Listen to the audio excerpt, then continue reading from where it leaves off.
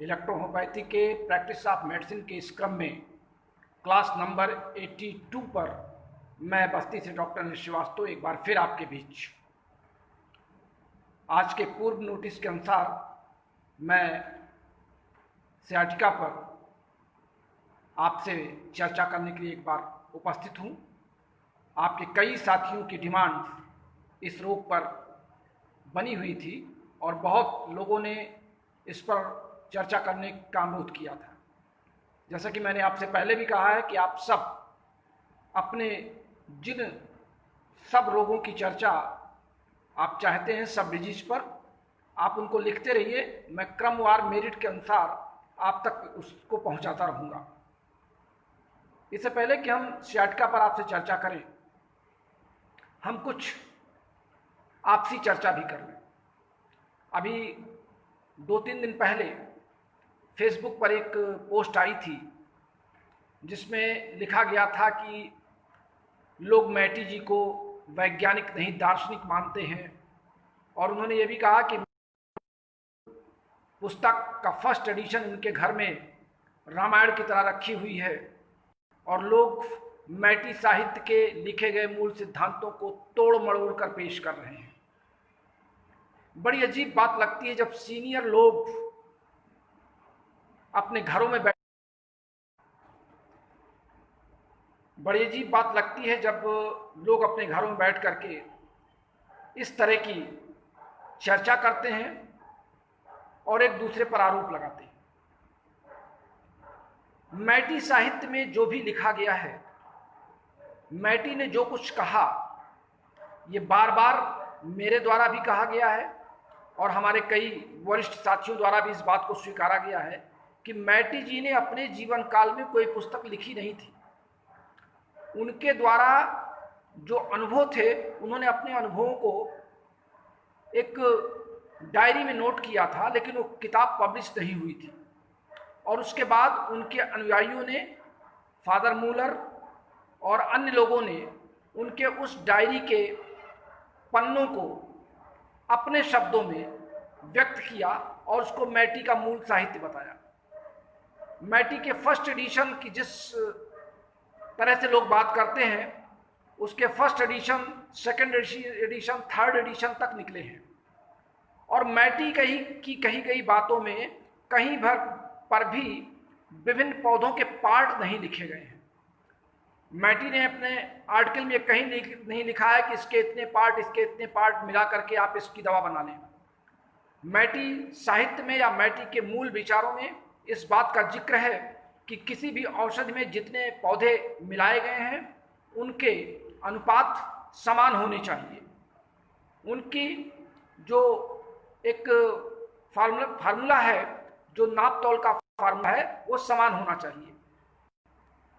हम किसी एक पौधे को 5 मिलीग्राम और किसी एक पौधे 20 मिलीग्राम या किसी एक पौधे को 10 मिलीग्राम किस आधार पर बना सकते हैं? अब लोग जो ये कहते हैं कि मैटी जी वैज्ञानिक थे, वो दार्शनिक नहीं थे, मैं उनको इस बात का स्पष्टीकरण दे दूं कि दार्शनिक ही बाद में वैज्ञानिक का रूप होता है। दार्शनिक चिंतन करता है, मनन करता है, उसके बाद वो प्रयोग करता है और प्रयोग के बाद परिणाम उसको मिल जाता है। जब वो साबित कर देता है तो वैज्ञानिक की श्रेणी में आ जाता है। वही स्थिति हर व्यक्ति की है जो पहले चिंतक होता है, विचारक होता है, शोधक होता है, उसे हम दार्शनिक या फिलॉसफर कहते हैं। और फिलॉसफर जो सोचता है अपनी कल्पनाओं में, उसको परिणित करने के लिए, उसको एक्सप्लेन करने के लिए लोगों के सम्मुख रखता है, उसका प्रयोग करने की बात करता है और जब वो बात साबित हो जाती है तो फिर वो विज्ञान के आधारों पर, विज्ञान के सिद्धांतों पर उसकी परख होती है और वही कुछ आज तक होता रहा है। मैटी जी ने वास्तव में एक दर्शन शास्त्री के रूप में इलेक्ट्रोहोम्योपैथी के इस ज्ञान को बांटा था। उन्होंने दर्शन शास्त्र के आधार पर इसका विश्लेषण किया था। मैं इस बात को बार बार गर्व से कहता हूं कि मैटी जी एक बहुत अच्छे विश्लेषक, बहुत अच्छे दार्शनिक थे। वैज्ञानिक का वो जमाना नहीं था, उस समय इतने प्रयोग करने के साधन नहीं थे।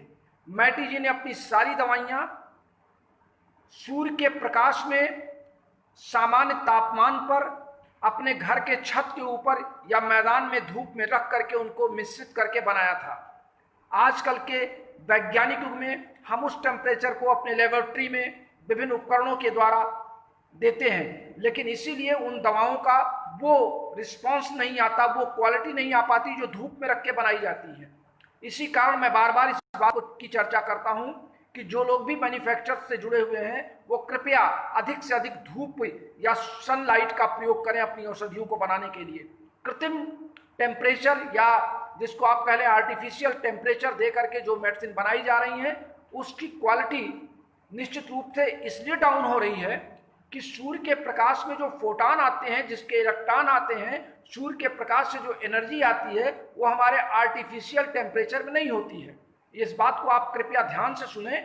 जो भी दवा बनाने वाले निर्माता हैं, अगर ये मेरा वीडियो उन तक पहुंचेगा तो इस बात को अच्छी तरह समझ लें कि सूर्य के प्रकाश में फोटॉन से आने वाली जो एनर्जी होती है, जिसमें cytochrome A, cytochrome B, cytochrome C जो पत्तियों पर होते हैं, वो इस फोटॉन को ग्रहण करते हैं और फोटोसिंथेसिस के बाद वो अपना भोजन बनाते हैं, ग्लूकोज बनाते हैं। फिर वो पत्तियों के अंदर जो एंजाइम्स होते हैं, जो फोटोसिंथेसिस में जो एंजाइम भाग लेते हैं, उन एंजाइम्स की जो प्रक्रिया होती है जो सूर्य के प्रकाश के फोटॉन में होती है, वो आर्टिफिशियल टेम्परेचर या लेबोरेटरी के अंदर हम वो चीज़ दे ही नहीं सकते हैं। इसीलिए इलेक्ट्रोहोम्योपैथी की जो तमाम लेबोरेटरीज बन गई हैं उनकी दवाओं की क्वालिटी इसीलिए मेंटेन नहीं हो पा रही है। और अगर आप अपने छत पर विभिन्न प्रकार के जार में उन पौधों को सड़ाते हैं, गलाते हैं और सूर्य के प्रकाश में उसकी क्रिया होती है, तो फिर उनसे बनने वाली जो औषधियाँ, उनसे बनने वाले जो अर्क हैं या जिसको आप कह सकते हैं कि आपका एक्सट्रैक्ट है, वो एक्सट्रैक्ट हमारे लिए बहुत ही महत्वपूर्ण होता है।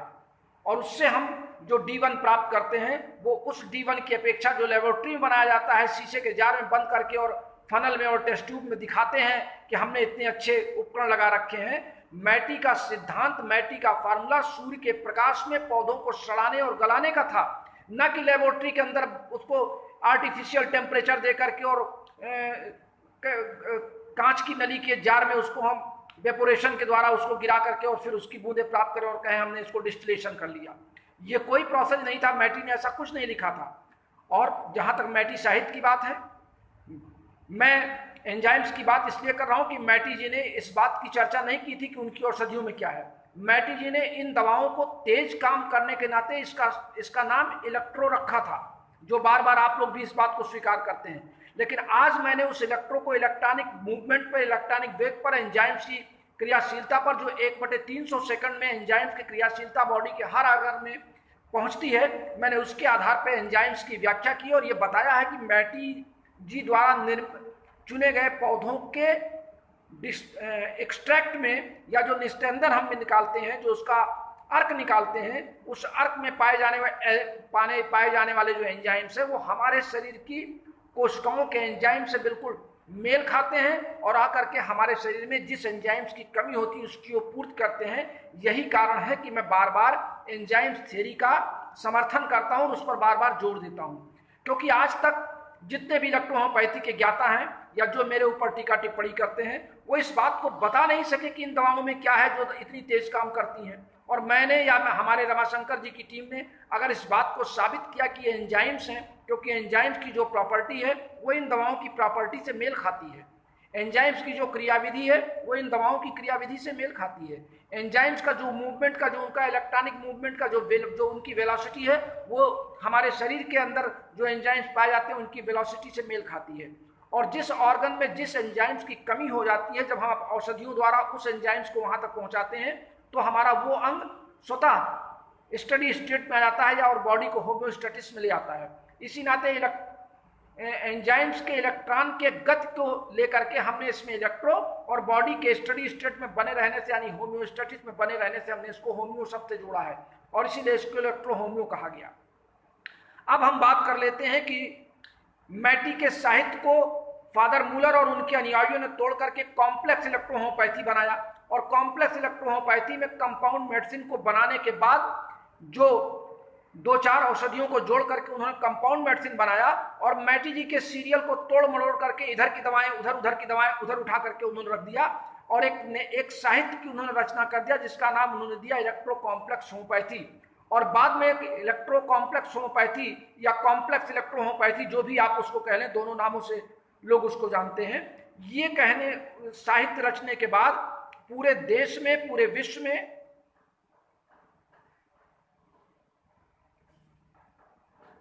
क्षमा कीजिएगा, लाइट यहां चली गई है, मैं इसका लाइव प्रसारण आपको कुछ देर बाद फिर दूंगा। उसी से आगे मैं अपने आप को फिर जोड़ता हूं और आप सब लाइव रहें, क्योंकि बीच में लाइट चली गई थी तो मैं आपसे बातचीत नहीं कर पाया।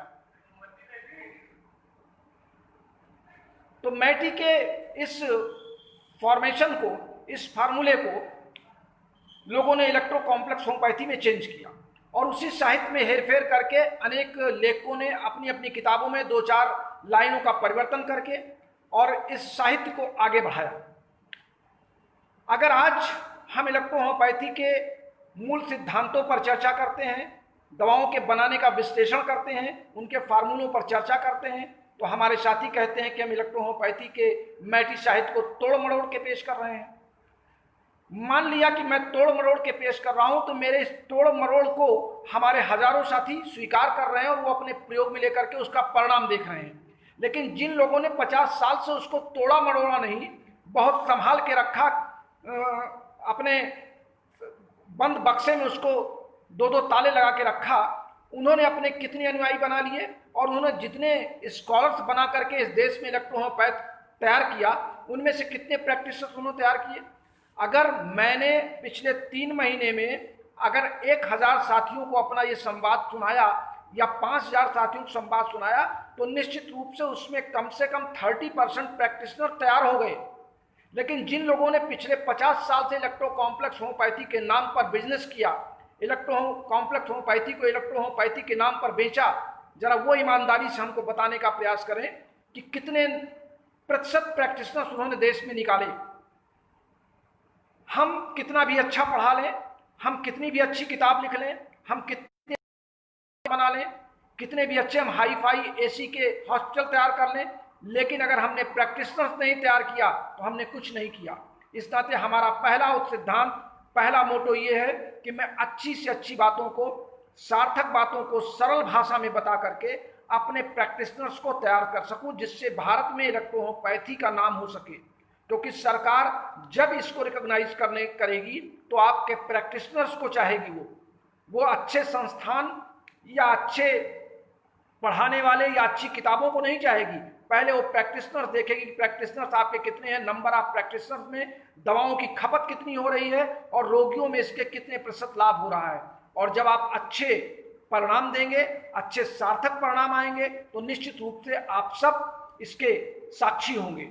तो मैं एक बार फिर अपने उन तमाम सीनियर साथियों से क्षमा चाहूँगा यदि उनको लगता है कि मैं मैटी साहित्य को तोड़ मरोड़ के पेश कर रहा हूँ या मैटी जी को दार्शनिक बता रहा हूँ। मैंने दार्शनिक की भी परिभाषा आपको बता दी और वैज्ञानिक की परिभाषा भी बता दी। अब आपकी समझ में क्या आता है ये आप जानें। फिलहाल मैं अपने विद्वान साथियों के लिए लेक्चर नहीं दे रहा हूं, मैं अपने उन साथियों के लिए लेक्चर दे रहा हूं जिनको उन विद्वान साथियों ने भ्रम के जाल में अब तक लावारिस 50 साल से छोड़ रखा था, जो विभिन्न चिकित्सा पद्धतियों की बैसाखी लेकर के चलने लगे थे। वो इलेक्ट्रो होम्योपैथी से निराश हो चुके थे, उन्हें इलेक्ट्रो होम्योपैथी के कारनामों से बहुत दूर रखा गया था और ना ही वो इलेक्ट्रो होम्योपैथी में अपने आप को सफल मान रहे थे।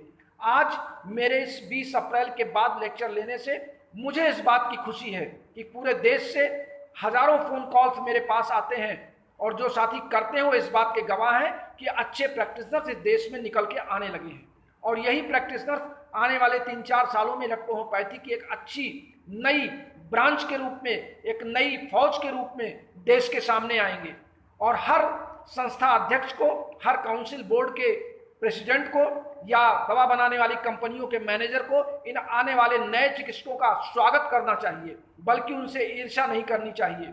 माना कि ये सब मेरे अनुयायी हैं या मेरे चाहने वाले हैं, लेकिन ये चाहने वाले इलेक्ट्रो होम्योपैथी के लिए हैं, इलेक्ट्रो होम्योपैथी के नाम पर ये अपनी सेवा करेंगे। इस नाते सभी सीनियर्स को, हमारे इस नए प्रैक्टिशनर्स को स्वागत करना चाहिए और उनका उत्साह बढ़ाना चाहिए, उनको हतोत्साहित नहीं करना चाहिए। अब आइए सामान्य बात के बाद हम बात करते हैं सियाटिका की। दरअसल सियाटिका को लोग सार्टिका या साटिका अनेक नाम देते हैं, जबकि उसकी स्पेलिंग है SCIA। तो सियाटिका है ये, सियाटिका की शुरुआत संभवतः हमारे लंबर रीजन में, जो लंबर वर्टेब्रल कॉलम है, वहाँ पर जो सियाटिका नर्व होती है, इस नर्व पर कोई भी अचानक ब्रेक हो जाए, नर्व पर कोई ब्रेकेज आ जाए या रैप्चर्ड हो जाए, तो आगे के जहाँ तक वो पैर के अंगूठे तक जाती है, वहाँ तक में नर्व के जो सेंसिटिविटी है, या हम ये कह लें कि जो उसकी संवेदनाएं आती जाती हैं, वो संवेदनाएं रुक जाती हैं, जिससे उस तंत्रिका में या उस नर्व में हमको अचानक दर्द उठता है, पेन उठता है, झुंझुनाहट होती है, चिंचिड़ाहट होती है, तलुए में जलन होती है। और इसकी शुरुआत हमारे कमर से या हमारे हिप्स के पार्ट से होती है, जो पहले नीचे की ओर से फैलती हुई चली जाती है। इसके कारण कभी कभी ऐसा होता है कि आप बहुत तेजी के साथ सीढ़ी पर चढ़ रहे हैं, स्टेयर्स पर अप डाउन कर रहे हैं बोझा लेकर के, तो जब आप सर पे बोझा लेकर के, खास तौर से मजदूर भाई लोग या जो श्रम ज़्यादा करते हैं, कंधे पर या सर पर बोझा लेकर के सीढ़ियाँ चढ़ रहे हैं, उतर रहे हैं, या ट्रकों पर जो ये सामान उतारते हैं, उन लोगों को इस तरह की परेशानियाँ ज़्यादा देखी गई हैं। कभी कभी ऐसा भी होता है कि आदमी नंगे बेड पर या हार्ड बेड पर लगातार बहुत दिनों तक सोता है और किसी साइड में उसकी नस दब जाती है, इससे भी ये प्रॉब्लम शुरू हो जाती है। इससे हल्की सी सुसराहट होती है, हल्का फीवर भी आता है, और पेन कभी कभी अचानक बंद होता है और कभी कभी पेन अचानक बढ़ता है। जब कभी भी, और इसका एक कारण और भी होता है, कभी कभी ऐसा होता है कि जो इंजेक्शन लगाए जाते हैं, अगर कमर में या हिप पर इंजेक्शन लगाए जाते हैं, तो कभी कभी वो इंजेक्शन की जो निडिल होती है, वो जाकर के हमारे साइटिक नर्व को डिस्टर्ब कर देती है, पंच कर देती है, रप्चर्ड कर देती है, और उससे हमारे आगे के जो संवेदनाएं हैं या जो वहाँ पे नर्व का जो फंक्शन है या उनकी जो एक्टिविटी है, वो बंद हो जाती है। सेंसिटिविटी ऑफ नर्व्स में हमने आपको बताया था, और ये हमारे आने वाली बुक में भी आप इसकी चर्चा देखेंगे, मैंने उसकी चर्चा की है कि जो सियाटिक नर्व है, ये हमारे दोनों रीढ़ की हड्डी के अगल बगल जो नर्व हमारी स्पाइनल नर्व कॉर्ड होती है, वहाँ से निकल करके सियाटिक नर्व हमारे हिप से होती है, दोनों कूल्हों से होती हुई हमारे पंजे तक जाती है। तो पीछे के भाग में हमारे थाई के नीचे, जहाँ पर हमारी एल्बो होती है, वहाँ से ये नीचे तक जब इसमें संचार बंद हो जाता है, तो ब्लड सर्कुलेशन भी यहाँ पर प्रॉपर नहीं जा पाता है, और उसके आसपास लिम्फ चैनल ब्लॉक हो जाते हैं, जिससे ये दर्द बढ़ता जाता है। तो इलेक्ट्रोहोम्योपैथी के दृष्टिकोण से ये बहुत ही महत्वपूर्ण रोग आप सबके लिए मिला है। अभी हमारे एक साथी डॉक्टर RK दुबे छत्तीसगढ़ से, रायपुर से, उन्होंने आज मुझे फ़ोन किया, मैं बस में आ रहा था अपने क्लिनिक से, तो उन्होंने मुझको फ़ोन किया कि सर, जो आपने आर्थराइटिस में और बोन पेन में जो दवा बताई थी, वो मैंने साइटिका पे यूज किया और बड़ा अच्छा उसका रिस्पॉन्स है। मैंने उनको बधाई भी दिया। अब उसका कारण ये है कि चूँकि पेन की जो पेन किलर है हमारे पास इलेक्ट्रोहोम्योपैथी में, वो यस5 और C7 है। अब यस5 और C7 के साथ अगर हम BE मिला देते हैं, तो कंप्लीट पेन किलर बन जाता है। अगर कहीं पर स्वेलिंग है, सूजन है, एब्सेस है या रेडनेस आ गई है, तो जब हमारी नर्व रप्चर हो जाती है, तो जब हम यस5, C7 और BE इसका प्रयोग कराते हैं, और चूंकि अगर कभी कभी ऐसा होता है कि हमारी रीढ़ की हड्डी में हमारी लंबर जो वर्टेब्रल कॉलम है, वहाँ पे जो लंबर के कॉलम है, अगर उसमें कहीं पर डिस्क हमारी टूट गई है या अचानक चटक गई है या कहीं पर हमको चोट लग गई है कमर में या हमारे हिप्स पर, तो वहाँ पे जब वो नर्व रप्चर हो जाती है, तो उसके आगे भी ब्लड सर्कुलेशन ब्लॉक होता है। तो ऐसी दशा में हमको ये तय करना पड़ता है कि हम यहाँ पर दवा क्या दें। तो अब चूंकि CNS मेडिसिन, तो CNS आपको सेलेक्ट करना ही करना है, इसलिए सेलेक्ट करना है कि रोगी आपका मानसिक रूप से परेशान है, वो दर्द को बर्दाश्त नहीं कर पा रहा और उसका ध्यान रोग में लगा हुआ है, तो आपको CNS तो देने देना है। और CNS में यस5 C5 दोनों है, लेकिन इसके अतिरिक्त आपको CNS प्लस C7 और C7 के बाद आप उसमें जोड़ दीजिए BE। अब आपकी मेडिसिन बनी सियाटिका में CNS plus C7 plus BE, ये आपका पहला फार्मूला बना। दूसरे फार्मूले पर आप लीजिए, जहां पे आपको देना है यस1, L1, A3 यानी जिसको आपने L2 बना रखा है, S1 L1 A3, ये आपका L2 बन गया है। तो L2 पर जब आप Ven2 लगा देते हैं, L2 प्लस Ven2, और फिर आगे आपको जोड़ना है उसमें F2, और फिर आगे आपको जोड़ना है P1। P1 क्यों जोड़ रहे हैं? हमको ऑक्सीजन की सप्लाई बहुत अधिक देनी है, जिससे ब्लड हमारा साफ होता रहे, ब्लड प्यूरिफाई होता रहे, और ऑक्सीजन की के माध्यम से एनर्जी हमको उन कोशिकाओं के आसपास के रहे जहां पे नर्व रप्चर हुई है।